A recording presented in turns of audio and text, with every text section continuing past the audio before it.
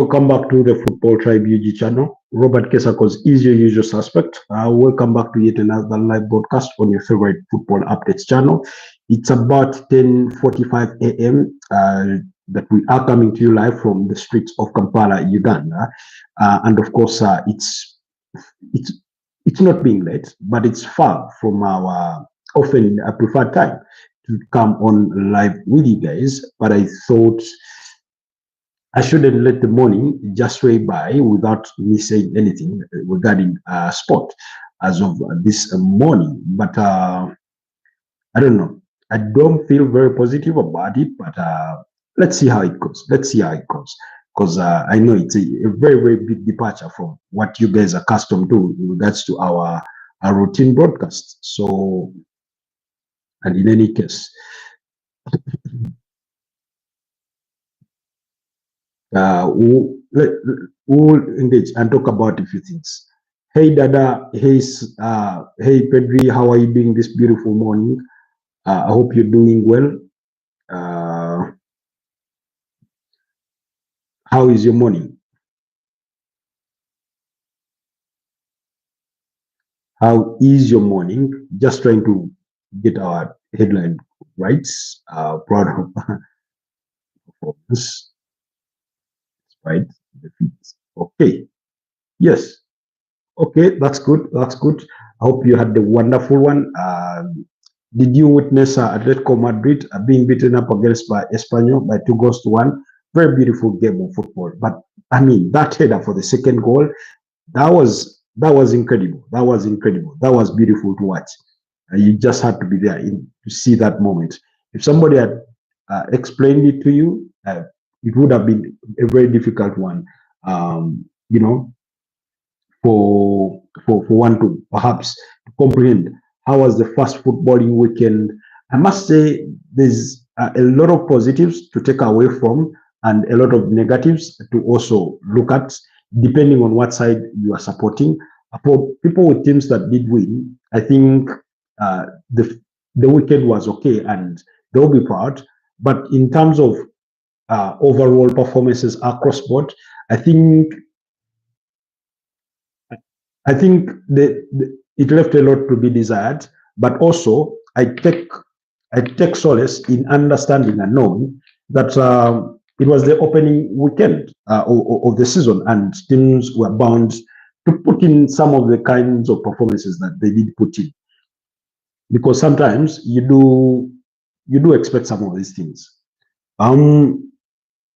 You say it was a pleasure seeing one of the competitors already losing. Now it's Real Madrid next against Osasuna on Tuesday. Yes, I was trying to look for the Real Madrid fixture, and I was thinking, why am I not seeing it on my calendar? And yet I had not noticed that it was coming on Tuesday, because when I looked into the Monday fixtures, I wasn't seeing it. I was seeing only Elche against Espanyol. So, good morning to you, everyone. My name is Robert Kesakos, coming to you live from Kampala, Uganda. For those of you that are just joining us this beautiful morning, welcome to the community of the Footballtribeug. Kindly consider subscribing to the channel and help me on my way to 2,000 subscribers. That's the objective at the moment. But more importantly, leave me a comment, leave me a like on the broadcast.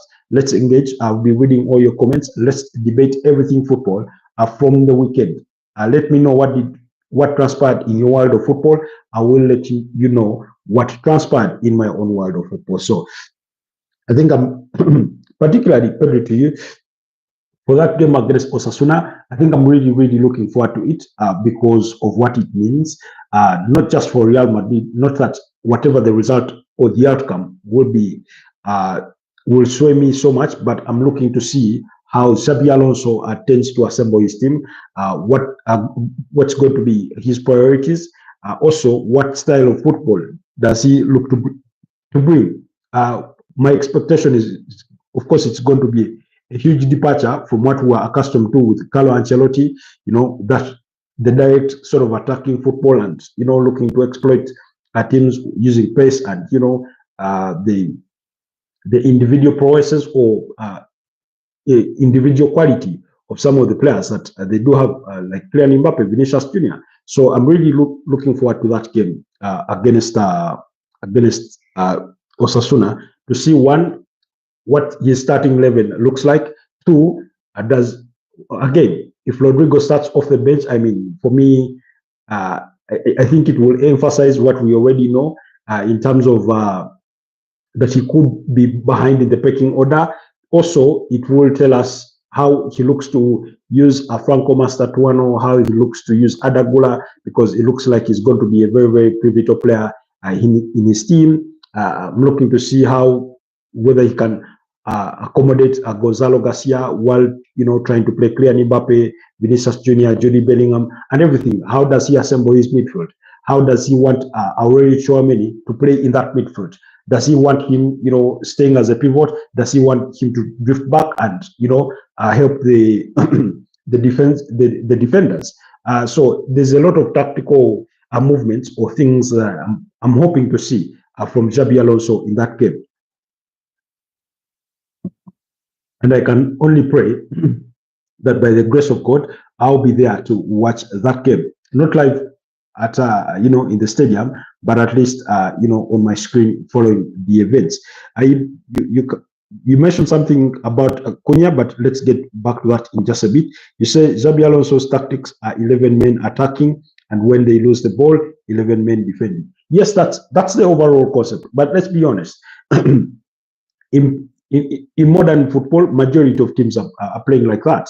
I think you've seen it. That's why you've seen it with teams like Barcelona. You've seen it with teams like Arsenal. You've seen it with teams like Manchester City. That when they are on the offense and they are in possession of the ball, today you have centre backs play beyond the centre arc. In the opposition half, and traditionally that was never an actual thing. So for me, one, it's a good thing. It's good to watch, especially when your team is playing it and they're winning.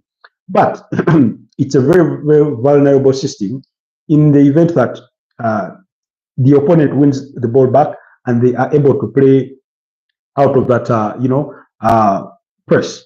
And oftentimes it has left center backs very, very vulnerable, because traditionally we knew that center backs never go beyond the center line. That's one, unless they are going for set piece, like a free kick, a corner kick, something like that. Two, we knew that the wing backs or the full backs, that's the right back and left back, were the overlapping, defenders. We had that as a tradition. Then we knew that the number 6 usually does not go so close to the opposition's 18-yard box and things like that. Usually they would say around the center arc. That's where they would operate, so that they are able to help their defenders every time the opposing team won the ball back and they were looking for a quick break, or they were coming in their own offense, something like that. So football has changed that much in that context that you do get those observations. Today you see number 6 or the deep lying midfielders, you find them in the opposition's half of the box. You've seen players like Douglas Luiz do that very often. You've seen it with Pedri and Gavi, if they're the ones playing. You've seen it with Frankie de Jong. You've seen it with the Aurelio Tchouameni or Eduardo Camavinga. You've seen it with Declan Rice. You've seen it with Zubimendi. You've seen it with Ryan Gravenberch. So that's how much modern football has changed. And whether it's for the better or for the worse, that's a very, very subjective topic for you and I to discuss. Then you also mentioned, except the keeper, of course. Yep. Again, but also in modern football, if you're observant enough, you're going to see that the goalkeeper is actually very, very involved. That's why literally almost every manager wants that, ball playing goalkeeper. By ball playing goalkeeper, what do we mean? We mean the kind of goalkeeper that is able to go beyond the 18 yards box and receive the ball. If the center backs need to play it back to him, they're looking to have those kinds of goalkeepers in the modern game, and that's the very reason as to why what's his name, Erik ten Hag, was very intentional on signing Andre Onana, because he regarded David De Gea as a traditional goalkeeper, one that wasn't good with his feet, and he needed a goalkeeper that was good with his feet. So, and things like that. So I think in all expectations, we are all looking forward to that game, and we see how Real Madrid apply themselves. Given how we've sort of come to view football in recent times, and also it will be a show of intent with Real Madrid if they can go and sweep, Osasuna away and go on and have a very brilliant result. It will be trying to say that maybe we shouldn't count them off quite entirely. You say Joan Garcia is still good, but he can be better. Of course, he's only 24 years old. And usually, when you're 24 years old, for goalkeeper, you do not have quite the sufficient experience. Some goalkeepers are lucky to have enough experience by the time they hit 24. I think that. Yes, apologies. We are back. And very, very unfortunate, by the way. It's very, very unfortunate that we've had to go through that. And I know many of you, if not all of you have already dropped off. You couldn't have been that patient. Anyways, nothing against you really. Unfortunately, our power went off, and so did our connection, and so did our Wi-Fi connection. So power went off, and uh, then I went connection as well. So apologies on that. Apologies on that. Apologies on that. But anyways, I don't know. I don't know if we'll be able to get, some of you return to the broadcast, those that were on with us earlier on. But we will continue to with it and have to and see how we can proceed, how we can wrap it up. But it's very, very unfortunate. Very, very unfortunate. By the way, it's never a good thing. It's never a good thing when power just drops or disappears like that on us. So, but yeah, it's the nature of Uganda. Sometimes these things happen. Sometimes you have power blacking out, and every time my power blacks out, on goes with the Wi-Fi connection. That's why I'm trying to look for resources to get a UPS, uninterrupted power supplies, to help me with that problem. But anyways, let's continue discussing some of the comments that had come through, particularly from Pedri, who did say, okay, I think we had commented about Joan Garcia not being yet there as a goalkeeper. Like I was still saying, it takes a bit of time for a goalkeeper to have that experience. Usually at 24, most goalkeepers are still bench players, are still, playing number two to those in their late 20s and early 30s and thereabout. So yeah, it happens. Then look at the comment above. John Garcia is still good, but he can be better. Yes, he can be better. He can be better. He can be better. That's for sure. For me, Raya is the best playing goalkeeper in the world. Okay, Raya, the best goalkeeper.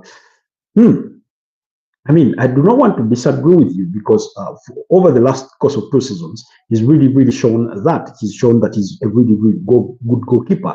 I mean, you do not get to win the Premier League Golden Glove back to back when you're a bad goalkeeper. So whether he's the best, I think maybe he's the best ball-playing goalkeeper, but I don't know. I get the feeling that Thibaut Courtois could be a bit better in terms of being an overall good goalkeeper. I do not contend Gianluigi Donnarumma is better. No, it's not my view. Manuel Neuer, I mean, one of the very best that there is in the game. So yeah, really, that's how I would look at it. And then also you did say, let's go back to, I think Cunha impressed me yesterday, but his shooting was a bit poor compared to last season. Like I said, first big game of the season, you're at home, you're playing against Arsenal, no easy opponent. Take nothing away from Arsenal because I thought they defended well. They put in the blocks, they put in the shift. Defensively, Gabriel Magalhaes was very impressive for me. The kind of leadership he did provide to that squad, to that backline, was very impressive. So I figured or thought that for everything that we may want to critique Manchester United of, on the other side, it has everything to do with the credit that you can give Arsenal in terms of how well they defended on an abysmal day in terms of overall performance, because they were just not at it. It just wasn't their day. It was a very, very bad day in office, but one where they went away with something to smile about, and that was the victory. While on the other side, Manchester United, for everything they did right in terms of being dominant, they went away with a bit of a broken heart, knowing that they did not pick out a point or even all 3 points from that game. So that's how I would look at it, really, in essence, really. And then, of course, you look at you look at the overall game. Anyway, let's digest the overall game. I thought when I looked at that starting 11, especially for Manchester United, which had Altai by India in goal, they had Lenioro, Matas David, and Luke Shaw. Matas David, arguably, I think one of the best performers in that Manchester United side, and arguably the best performance I've seen often in a Manchester United jersey. I thought he defended really, really well. Very bossy, very quite athletic and physical. He looked really, really brilliant. And then, of course, they went with the wing backs of Patrick Dogu, who I thought was equally impressive. He did have an attempt on goal, and it hit the base of the upright in the first half. Then you had Diego Dalot on the other. So you had Patrick Tobu on the left, and then you had Diego Dalot on the right. Then you had the midfield of Casemiro and Bruno Fernandes. Then ahead of them you had Brian Mbeumo, and you had Mason Mount and Matthias Cunha. So in that kind of team, in that kind of shape, I felt that again, there's an advantage of playing with that many number 10s, but also I get the feeling that there is a bit of a disadvantage to it. There is a bit of a disadvantage to it, because when you look at the overall setup, they had 4 number 10s on the pitch, and this is something we had discussed in the preview. They had Bruno Fernandes, who for me I do not really rate highly when it comes to him playing in that center park. In the midfield, in the number 8 forward. You had Mason Mount, you had Brandon Bomo, and Matthias Cunha, with Matthias Cunha playing as sort of the outright striker or false 9, as we often make that. So it robs you of a bit of sharpness, but also I understand why Manchester United look to do it, because and I don't know, in the long run, I feel that while Ruben Amorim may love Mason Mount so much, he could be the person that gets sacrificed if they are to create room for Benjamin Šeško in this team, and which I believe eventually they'll have to do. Of course, we did see him come on as second half substitute, but on the transition, in terms when the opponent wins the ball back, these 4 number 10s who often commit themselves far high up the pitch, if the opponents can play out of that jam, then they could really hurt you. But again, Manchester United were really impressive on the day. The best team lost, in my opinion. I'll maintain that. Really. But also, again, so many positives to take away from them, both defensively and offensively. But also, what I did see is something we have always known. Manchester United, when they are dominating possession, oftentimes they dominate possession. When they do dominate possession, it's like they are devoid of the ideas of what they want to do with the ball or what they can use the ball for.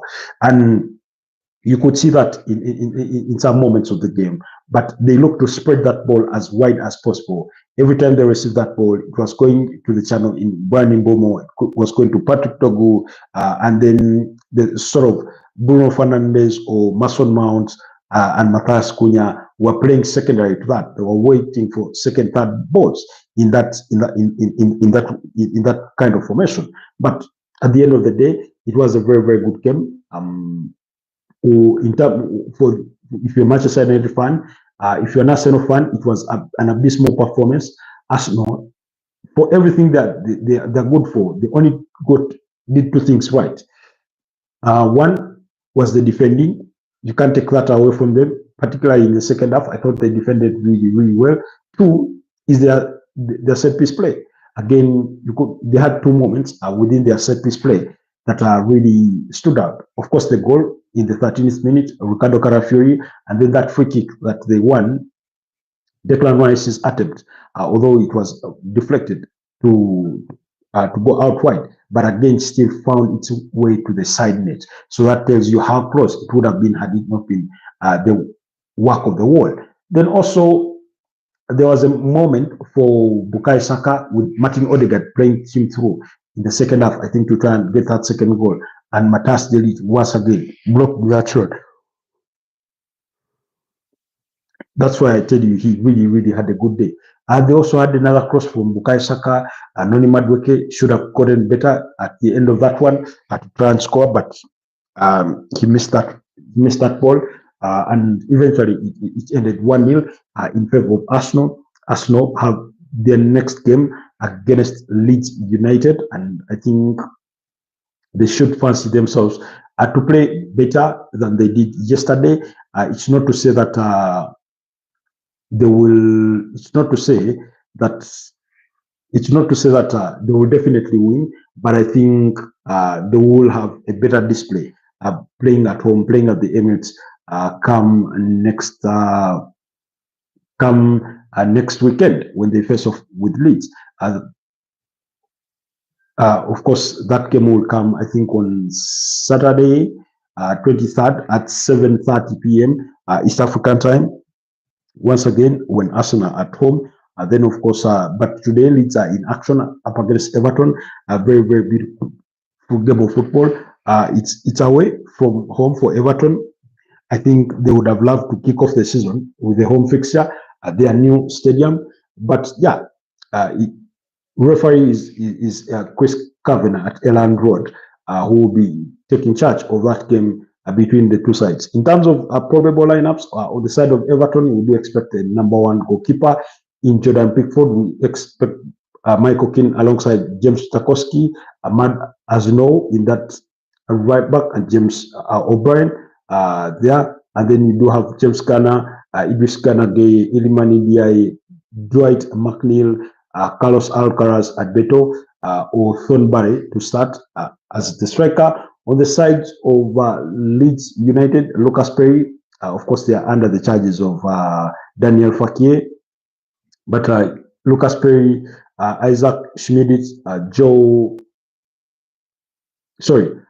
Isaac Schmidt, then Joe Roden, Pascal Stritch, Gabriel Goodmanson, and then Ethan Ampadu, Anton Stach in midfield, Daniel James, then Brennan Aronson, Wilfred Gondo,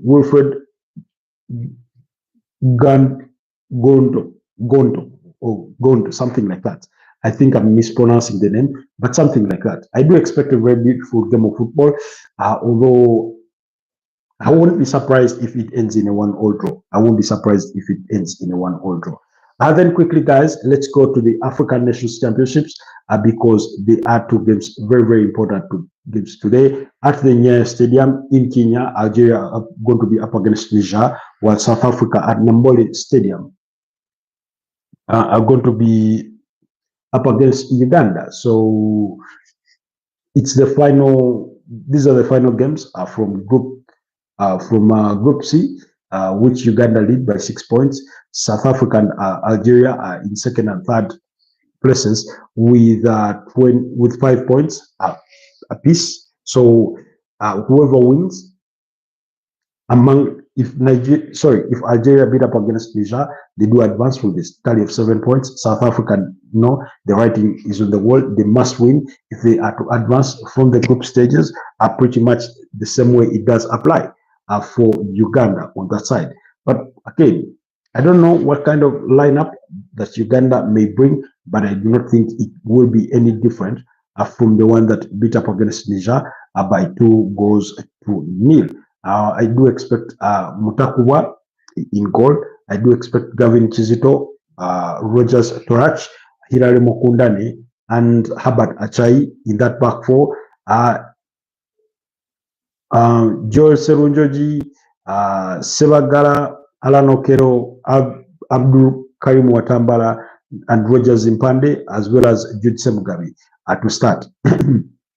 If there's any changes, maybe we could see Eunice Sentam starting in place of Judse Mugabe. Right, up top.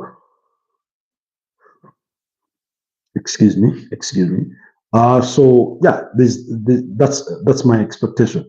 In terms of South Africa, I do not know if I think they could remain unchanged for the team that did start against Niger in that goalless draw. Zulu, Maema,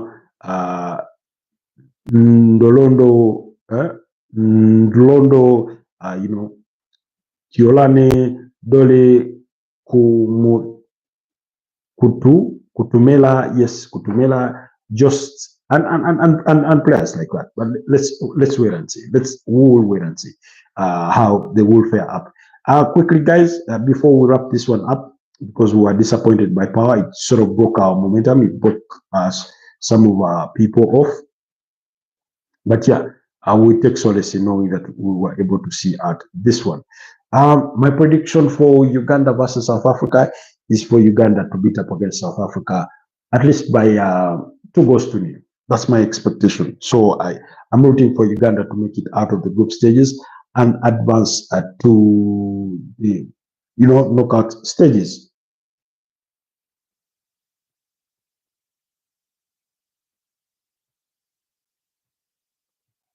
Anyways, quickly to the latest from the world of transfers. Ebeleche does favor a move to Tottenham Hotspurs because they do hold all the cards. He favors a move to Tottenham Hotspurs, and that deal is being negotiated.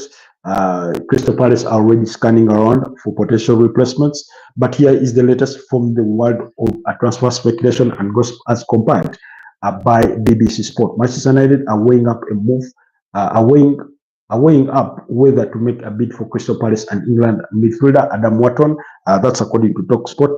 Adam Wharton is one of the very best central midfielders in the UK right now. He's been linked with potential sorts of moves to teams like Bayern Munich, Real Madrid, Barcelona, etc. Inter Milan did turn down a £43 million bid from Chelsea for Italian defender Alessandro Bastoni. That's according to La Gazzetta dello Sport. Or RB Leipzig's Xavi Simons has told the club he wants a transfer to Chelsea despite interest from Bayern Munich and Manchester City. That's according to ESPN. While AC Milan are keen to push through a £30 million deal for Denmark and Manchester United forward Rasmus Højlund, but are also considering Juventus and Serbia forward Dusan Vlahovic, and with the 25-year-old being the alternative. That's according to Gazette dello Sport. Manchester City and England right back Rico Reus say he has no intention of leaving the club despite interest from Nottingham Forest, while Cameroon goalkeeper Andre Onana was left out of Manchester United's Premier League Open against Arsenal, with the club considering a shock move to bring in Spanish stopper David De Gea, 34, back to the club from Fiorentina. That's according to The Sun. Then, however, Man United have committed their transfer funds to other positions after inquiring about Aston Villa and Argentine goalkeeper Emiliano Martinez, 32, and Paris's Gianluigi Donnarumma. That's according to the Telegraph. While Jadon Sancho's salary is the sticking point in a £20 million move from Manchester United to Roma. The 25-year-old England winger is keen to see if any other club steps in and matches his weekly wages of 250,000 grand a week. I do not think he's going to get that. He must be willing to take a pay cut. Then also, Roma have made contact with Manchester United about a deal for 26-year-old Netherlands left back Tyler Malas, who is also interested in Besiktas. That's according to Fabrizio Romano, while Atlanta are hoping to thrash out a deal with Fulham to sign Brazilian forward Rodrigo Muniz. This one did score the equalizer as Fulham picked up a point against Brighton and Hove Albion for about £34.5 million on Monday. That's according to Team Talk. French forward Randall Colomwani has agreed a pay cut to join PSG in a deal worth about 60 million euros. That's according to Corriere dello Sport in Italian, while Tottenham Hotspurs are considering a move for 24-year-old Real Sociedad and Japanese winger Takefusa Kubo as Thomas Frank looks to bolster his attacking options. Then also Burnley and Sunderland are both interested in FC Copenhagen's Brazilian centre-back Gabriel Pereira at 25, while Arsenal are ready for a swap deal for Barcelona midfielder Frankie de Jong with the Netherlands contract set to expire next summer. Let's wait and see on that. Let's wait and see on that. Otherwise, it's been a pleasure doing this with you. Thank you so much, Pedri, for being part of today's morning's podcast. It was very, very unfortunate that Paul, blacked out in the middle of the podcast, so we couldn't continue with you. But for those of you that did return after, it was a pleasure seeing you around. Have yourselves a wonderful rest of the day, a good Monday, and a blessed new one. I'll see you guys next time. Bye bye for now.